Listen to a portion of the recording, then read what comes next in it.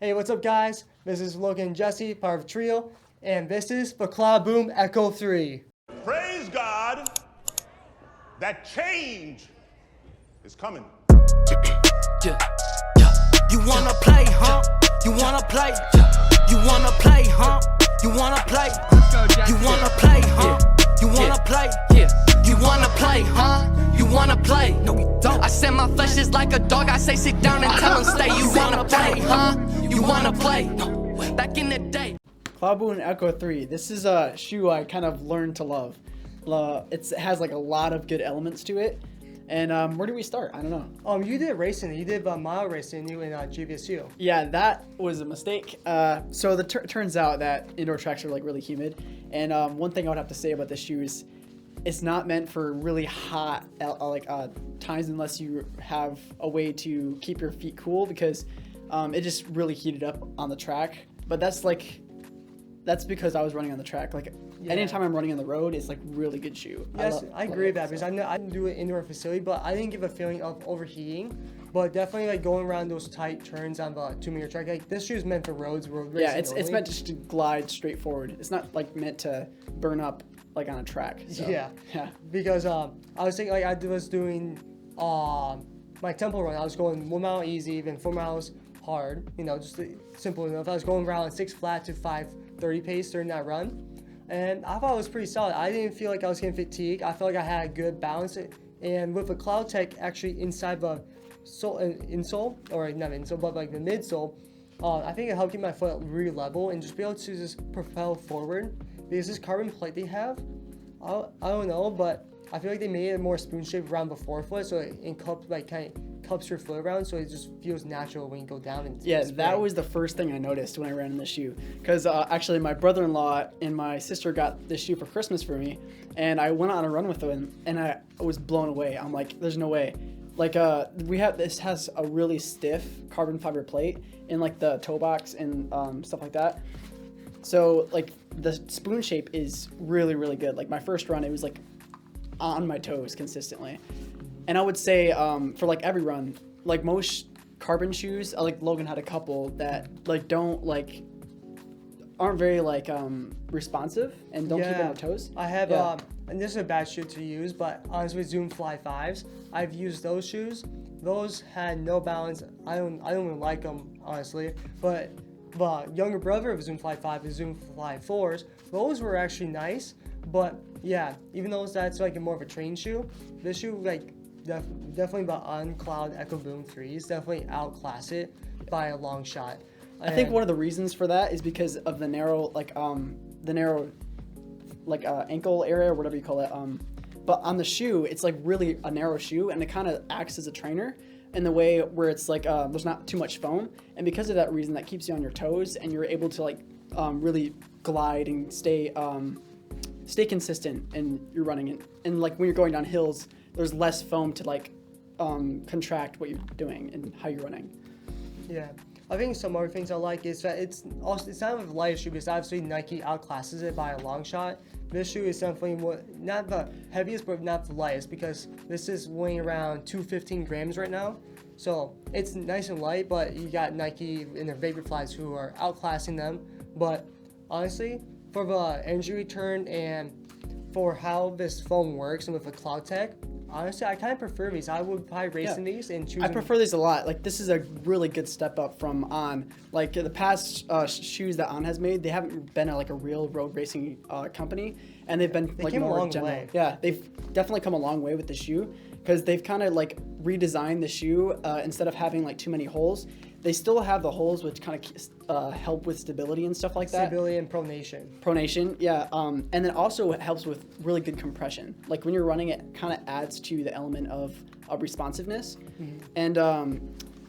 And I think it definitely has like a different type of shoe, like more bouncy foam and less dense and less heavy. I think the P-Bax helps a lot. The P-Bax. This is their first shoe that they're using P-Bax foam, where they're healing on P-Bax foam, which is actually really nice. I've seen a lot of shoes that are using P-Bax. We have a New Balance V4s that are coming out. Then we got this shoe with P-Bax. Then you also have the Adidas Pro Fiche, which we have on display right here. This shoe also has P-Bax foam. a Peeble-based foam, and I've been enjoying this shoe a lot too, which I say means a lot why I enjoy this shoe. I think I've been liking this new super foam that these running companies are starting to use, because I think it has a nice stiff power, but stiff power when you launch off, but nice cushion when you land. It's just that kind of brings you to the like idea of how it feels, because most like carbon shoes have like a really squishy marshmallow feel, and I mean most of like the Alpha Fly and stuff like that, those type of shoes. But this has like a different kind of design. I think a lot of carbons have been going to this route using Peebex. Too squishy sometimes. Yeah. I feel like sometimes it's too squishy and the carbon plate doesn't get used. I feel like it squishes, and as you lift off, the carbon plate doesn't get that bend. But with these Peebex foams, I think it just allows it to be land soft, then compress the foam where it gets stiff enough where that plate finally bends and just propels you, man. I love that feeling of that spring. Yeah, some people consider it a con because it's kind of a hard ride. But the thing is, you kind of have to get used to it. Like the hard ride, you can feel like you're landing on the cement and stuff like that. But there's a level of cushion where it's actually healthy for you. Like in the past, I used to run in shoes that were like really, really comfortable and kind of babied my feet. And I babied them into a point where it was almost, my legs were spoiled and they didn't treat me well anymore. So this shoe actually trains your feet and your legs to run properly and actually run more organically. So, and other thing I say, like speaking of cons, I think one con is definitely, like you said, it was heating up for you. I didn't really get that heat up, but other con is that I think not con, I'm gonna cut that out, but I think some pros I can say to it is the laces. The laces look just dull laces, but actually on one side has silicone on the lace. I love that element. Yeah, it has such a great lockdown with the silicone. Yeah, I love the silicone because it keeps the lace, it keeps it looking natural, but then the lace has silicone, it just holds it down. You know, keep it simple. Then on the inside, on your heel and also in the forefoot inside your shoe, there is silicone to hold your toes down. It's like lines of silicone, so you have grip on your toe box and all that area, so you're not having any slip in that area. Yeah. And also you have another area in like the heel area with a silicone part to keep you from slipping as well. And another part that helps you from slipping is also there's like kind of a spoon heel area. It's flexible, but it's also stiff, just enough stiffness where it's not like it locks the heel down really good. Yeah, because I've been seeing this new shoe come out. Hoka has the new Zilla X1, which is a new marathon shoe, and I've been hearing complaints about some of their runners, and basically the back of heel is too stiff, and they say it's causing blisters. Even though the shoe's not released yet, I've been seeing a lot like I'm link someone Hello Good Run, I think his name is. I think so, yeah. Yeah, he did a shoe review on that shoe, and basically he didn't like the heel part because it was too stiff. That's what I've heard from him.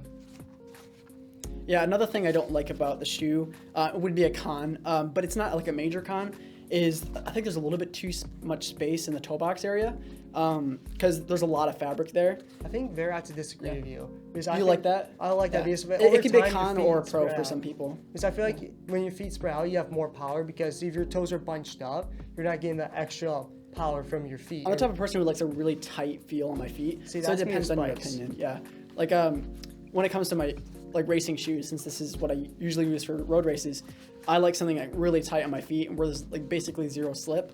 But some other people do like a little bit more room in the toe box. So other thing I'd add to that is because I feel like with the extra room, your feet will naturally spread out and swell up, because as you run more miles, your feet will swell and spread out more, which will cause more cramping and possibly more blisters, because now your feet are cramped in this tight spot. So just having that little extra space, not too much, but a little extra space would go a long way, just allowing your feet to breathe and to be able to spread out. And when they swell, it won't be so constricted. That's just my point. That's my opinion on the space in the toe box. I actually fairly enjoy it because I'll be doing my 10-mile runs. And at first it might be a little loose, but over time it will just tighten. Yeah. Hey guys, if you like this video, please hit the like button and subscribe. Yes, please leave a comment down below. We love your feedback. And see you guys on the flip side.